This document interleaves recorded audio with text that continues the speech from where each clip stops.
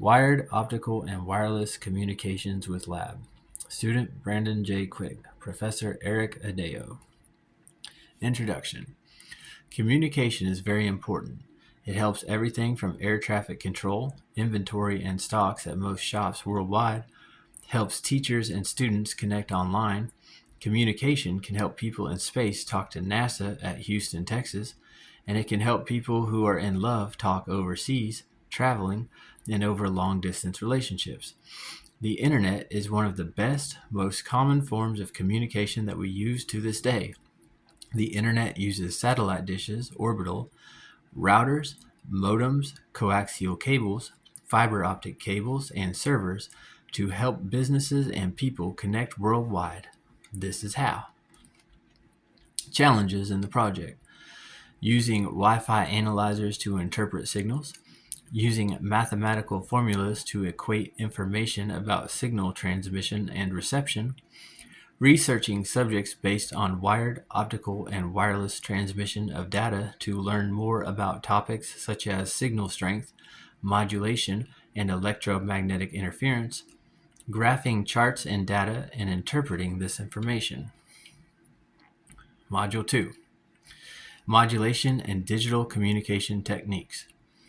In this module, we learned about amplitude modulation, AM, frequency modulation, FM, and phase modulation, PM.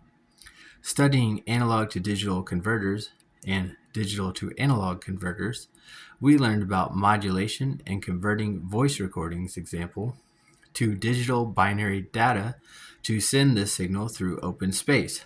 This is a way that makes it easier for computers to interpret signals and then demodulate these signals back into speech for communicating, an example, in cell phones.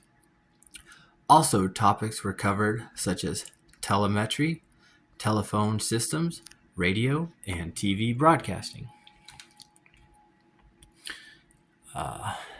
Here's some of my slides in between that here, using some equipment to analyze these things and some formulas used in my math in my class.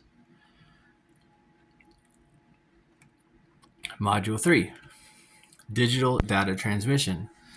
In this module, we discuss some basic concepts of transmitting digital data, mathematical formulas used to interpret transmission efficiency, and the development of digital modulation, detecting errors and correcting them, and spread spectrum techniques. Equipment used in these topics were also discussed. Got some more slides in between there. Okay. Yeah, cool stuff. Module 4. Transmission lines and optical communication. In Module 4, we learned about some of the basics of transmission lines, coaxial cables, copper twisted pair cables, and different connectors that terminate and connect cables. Also, terminology topics were covered, including terms such as optical and light, sections of the optical spectrum and their respective wavelength ranges, and the benefits of fiber optic communication. Topics were covered, including fiber optic cable construction, the transmitters and receivers used in fiber optics, and various sources of light used in this type of cable.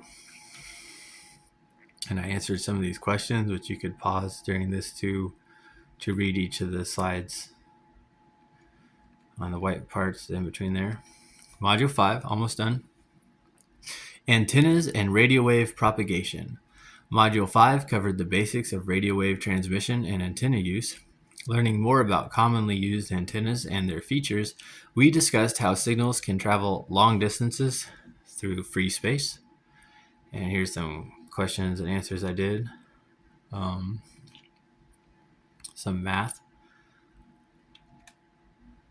Module 6. Communication tests and measurements. This section covered communication testing equipment, common communication tests, troubleshooting, and testing concepts to evaluate electromagnetic interference.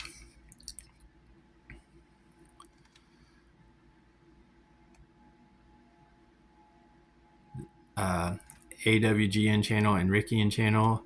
The difference is phenomenal. The red line, AWGN, usually is far better Then the Rickian channels, the bit error rate is far less than the AWGN channel. If you were to compare AWGN to Rickian channels, the AWGN outperforms the Rickian channel by 2 million at a 12 decibel signal to noise ratio. Okay. Career skills obtained. This is like the second to last slide.